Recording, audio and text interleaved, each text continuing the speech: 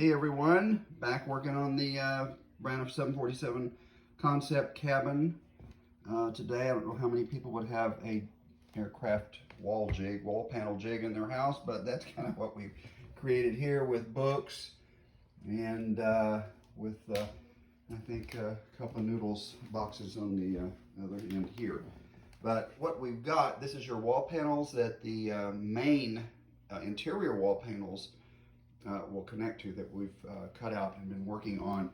What we did, we wetted these down, then put the panel on it, mounted it to it like it would be on the aircraft. We've not bolted it in at the bottom. That will happen once it's put in.